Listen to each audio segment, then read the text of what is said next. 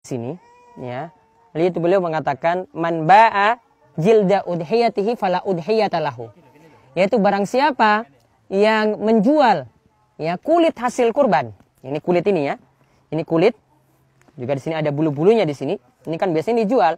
Kata Nabi SAW, siapa yang menjual kulit hasil kurban, maka fala udhiyata lahu.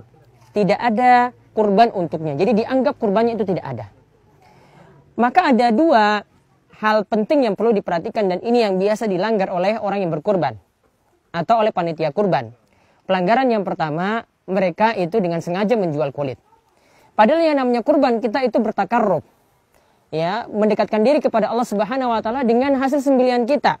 Dengan darah yang kita keluarkan dari hewan tersebut, ya, dengan daging-dagingnya di sini kita berkurban, dengan itu semuanya. Maka hasil dari sembelihan tadi tidak boleh sama sekali untuk dijual dan dicari untung.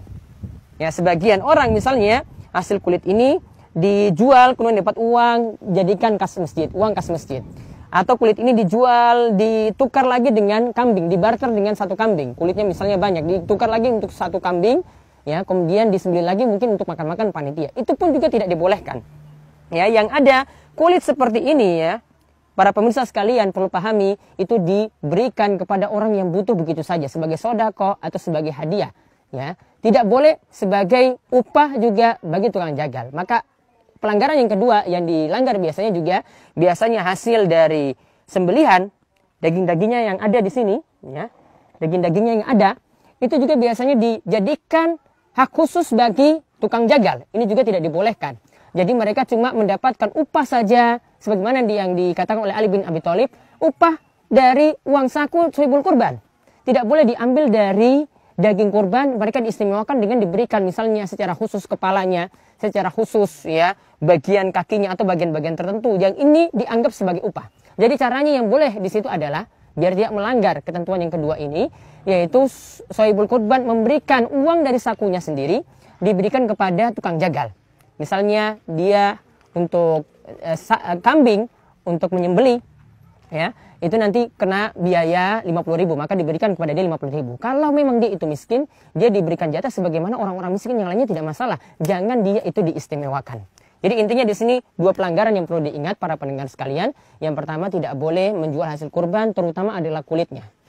Ya, mau ditukar pun dengan kambing tidak boleh, dijual begitu saja juga tidak boleh. Kemudian yang kedua, tidak boleh tukang jagal diberi upah dari hasil kurban. Karena kalau diberi upah itu sama saja kita mengeluarkan iwat.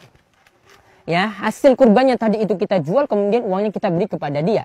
Ya, ini suatu pelanggaran dalam masalah kurban. Maka lakukanlah kurban untuk mengharap wajah Allah Subhanahu wa taala. Lakukanlah kurban sesuai dengan tuntunan. Jadi jangan kita buat amalan-amalan yang ini nanti membuat kurban kita itu jadi sia-sia. Maka ikutilah tuntunan Nabi.